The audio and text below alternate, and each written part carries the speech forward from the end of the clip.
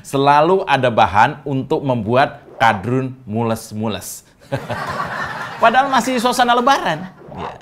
Seperti kesuksesan mudik yang luar biasa kemarin itu, yang bisa dibilang dari sisi jumlah adalah rekor sepanjang sejarah mudik di Indonesia. Siapnya infrastruktur, siapnya petugas di lapangan, kompaknya berbagai lembaga negara turun bareng mengawal dan membantu berbagai keperluan mudik. Dari armada mudik gratis sampai posko-posko yang siap bantu semua masalah dalam perjalanan mudik. Kompak, rampak dalam satu komando orkestrasi Pak Jokowi. Ingat ya, komandonya Pak Jokowi ya, bukan komando tukang panci. Ya, singkat kata, tradisi mudik tahun ini seolah sebagai gambaran bahwa Indonesia bangkit dan semakin membaik. Pusat-pusat wisata rakyat dibanjiri pengunjung, mulai dari Ragunan, Ancol, Taman Mini, juga pantai-pantai di daerah. Semua full. Sebelumnya, pusat perbelanjaan juga sibuk dan penuh semuanya. Mal-mal penuh. Luar biasa ya. Pandemi sepertinya sudah mulai geser. Tahu aja mau ada pemilu ini pandemi. Keras ya. Para pembenci Jokowi yang jumlahnya nggak seberapa tapi cerewetnya minta ampun itu seolah tercengang. Nggak nyangka lebaran kali ini sedemikian masif dan penuh keceriaan. Nggak nyangka kalau pemerintah bakal sesigap ini melayani jutaan rakyat yang akan berlebaran dan berliburan. Sampai-sampai hashtag terima kasih mudik lancar viral. Gimana kadrun nggak pusing? Gak nyangka kalau Presiden Jokowi sudah memikirkan sedemikian detil. Sehingga mudik dan balik tahun ini terasa sebagai sebuah pesta kemenangan. Dan tentu saja pesta kemenangan bagi umat yang berpuasa. Dan bagi rakyat yang sabar dan taat prokes 2 tahun terakhir ini. Kesabaran kita menghadapi pandemi akhirnya berbuah manis. Terbukti Indonesia salah satu negara yang paling cepat dalam vaksinasi. Paling beres soal penanganan pandemi, dan paling cepat menuju proses recovery. Pandemi ada tanda-tanda berakhir. Kadrun masih aja teriak soal kofar kafir. Selamat datang di Oposisi 69 FM bersama saya, Mas Jobray. Tarik Bambang. Indonesia, oposisi tanpa isi kepala. Oh no, ini negara gua. Oposisi gak ada otaknya. Semua isu jadi santapan, tak ada solusi, semua ratapan. Sekedar pusing dengan ucapan, sadar diri tak berani melawan. Oh no, ini negara gua. Oposisi gak ada otaknya. Bangsat! Yo, masih dalam suasana lebaran ya. Dan sukacita Idul Fitri masih terasa di mana-mana. Apalagi arus mudik dan arus balik masih ramai. Dan secara umum, memang rakyat seneng, happy, lancar, dan berasa banget lebarannya.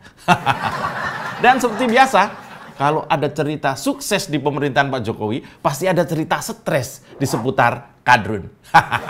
Selain soal Idul Fitri yang berkahnya masih berasa sampai hari ini, juga ada satu capaian dari Presiden Jokowi yang bikin gerah pembencinya, yaitu keberanian Presiden Jokowi menolak intervensi Amerika Serikat dan tetap mengundang Rusia dan Ukraina di ajang G20 di Bali nanti. Dan yang lebih bikin kesel kadrun adalah prestasi ini jadi sorotan media dunia. Bahkan ada usulan untuk Presiden Jokowi jadi penerima penghargaan Nobel Perdamaian. Presiden Joko Widodo dinilai layak meraih Nobel Perdamaian jika berhasil mempertemukan Volodymyr Zelensky dan Vladimir Putin pada KTT G20 di Bali nanti. Usulan ini disampaikan oleh banyak pihak. Juga saat ini ribuan netizen Indonesia sedang bergumam di sosial media menyerukan hal yang sama. Nobel Perdamaian untuk Joko Widodo. Wah, jika lancar, maka akan jadi catatan sejarah di mana 2 orang pemimpin negara pecahan Soviet, yaitu Rusia dan Ukraina, yang lagi getol-getolnya perang, kumpul bareng di Bali atas inisiasi Presiden Jokowi. Awalnya, Amerika yang dikenal doyan campur tangan itu memprotes rencana Presiden Jokowi selaku presidensi G20 mengundang Putin untuk datang ke Bali nanti. Mendadak Amerika dan juga beberapa negara Eropa ngambek dengan alasan Putin melakukan agresi ke Ukraina. Mereka protes.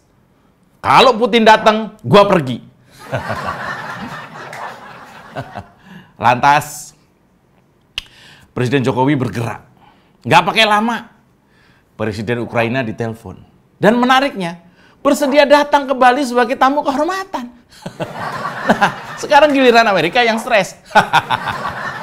Dan nggak disangka, aksi Presiden Jokowi yang menelpon langsung Presiden Zelensky ini mendapat respon luar biasa, khususnya dari media asing. Nah, ini dokumentasinya. Aliás, eles falaram isso para o Joko Widodo, que é o presidente lá da Indonésia. O Joko Widodo, ele disse o seguinte: Russian President Vladimir Putin has confirmed he will attend this year's G20 conference in Indonesia, despite widespread demands from world leaders for his exclusion.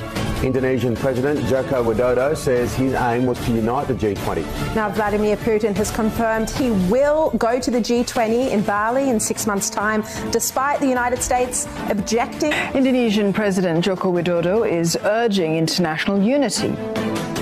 But I think it's probably a good idea from a diplomacy point of view to invite him. The invitation is there. Zelensky has also been invited. Masyarakat sosial media juga nggak kalah seru. Banyak cuitan netizen menampilkan besarnya perhatian dunia terhadap ketegasan Jokowi dalam menyikapi situasi Ukraina dan Rusia. Banyak netizen yang menyampaikan rasa salut terhadap sikap Jokowi dan juga menyampaikan rasa terima kasih. Banyak yang sejalan dengan apa yang saya pikirkan, bahwa inisiatif Pak Jokowi itu menjelaskan momentum sebagai presidensi G20 menjadi peluang besar bagi Presiden Jokowi untuk mengambil peluang mempertemukan Zelensky dan dengan Putin. Dan nanti jika berhasil mempertemukan kedua tokoh tersebut pada satu forum, Jokowi sangat layak meraih Nobel Perdamaian. Ya nggak? Saya sih iya ya. Dengan kapasitas sebagai Presiden G20, jika berhasil mempertemukan Putin dan Zelensky untuk mengakhiri perang, maka sangat layak Pak Jokowi diusulkan menerima penghargaan Nobel Perdamaian. Bukan Nobel Baswedan ya, bukan. Nobel Perdamaian. Apalagi Nobel Pak Mukmin, bukan. Nobel Perdamaian. Saya sangat sepakat ini. Sekalian aja lah kalau mau bikin kadun kejang-kejang. Tarik ke Bambang. Mau kemana kawan, tanpa arah tujuan, cari masalah rawan, urus saja masa depan. Lamain dikit, kawan, jangan ikut Taliban. Mau kemana kawan, tanpa arah tujuan, cari masalah rawan. Iya, sebelumnya Presiden Jokowi menyampaikan sikap tegas terhadap konflik Ukraina dan Rusia saat menghubungi Zelensky dan Putin. Jokowi menekankan solusi damai harus dikedepankan. Menurut Pak Jokowi, perdamaian akan melahirkan stabilitas sehingga menjadi kunci bagi pemulihan dan pembangunan ekonomi dunia. Gitu loh. Saya membayangkan ya, saya sih ngebayangin Pak Jokowi nelpon Putin. Ini sudah nyambung? Sudah? Oh iya. Mas Putin, ya, ulun, tolong agar perang dapat segera dihentikan dan solusi damai melalui perundingan dapat dikedepankan. Dan saya sebagai Presiden Indonesia siap berkontribusi loh Mas Putin untuk perdamaian ini. Gimana Mas Putin? Jelas? Kalau jelas dan mau damai, saya undang ngopi-ngopi ke Bali, ya. Terus Putin jawab, Mr. Presiden Jokovic, Sherlock, gua OTW. Langsung mau. Ya, tentunya sebagai bangsa yang suka tempe, tapi jauh lebih suka damai, kita berharap Biden dan kawan-kawannya bersama Gus Putin dan Gus Zelensky semua hadir di Bali ya. Dan mau ngobrol santuy sambil ngupi-ngupi dengan dan Jokowi ya. Asik ya, kalau Joe Biden dipanggil Pak Jokowi terus nyautnya begini, Pak Biden, lalu Joe Biden menjawab, siap dan Jokowi. Keren banget ya. Gitu. Pasti ada jalan damai lah untuk perdamaian dunia, pasti ada. Kalau para pemimpin dunia itu nggak baperan, kuncinya cuma 2. Kalau nggak baperan dan nggak berperang, nah itu pasti bisa damai. Nggak baperan dan nggak berperang, bisa damai. Kalau di Bali nanti sukses, orang-orang tua ini kumpul dan menghasilkan sesuatu yang manfaat bagi rakyatnya masing-masing. Saya yakin, Nobel Perdamaian nggak penting buat Pak Jokowi yang memang nggak gila penghargaan itu. Tapi bahwa memang perang tidak akan menghasilkan apa-apa selain bencana kemanusiaan dan ini harus dihentikan. Perang berhenti, hidup bergandengan tangan lagi, itu sudah merupakan penghargaan tertinggi bagi seorang Jokowi. Demikian Opposisi 69 FM, kawal terus perdamaian. Semoga Tuhan semakin cinta Indonesia. Jilat bawahan, tekan atasan. Beletak! Tarik ke bombong. Oposisi tanpa isi kepala. Nobel. Oh no, ini negara gua. Oposisi gak ada otaknya. Semua isu jadi santapan, tak ada solusi, semua ratapan. Sekedar pusing dengan ucapan, sadar diri tak berani melawan. Oh no, ini negara gua. Oposisi gak ada otaknya. Bangsat! Mau kemana kawan, tanpa arah tujuan, cari masalah rawan, urus saja masa depan.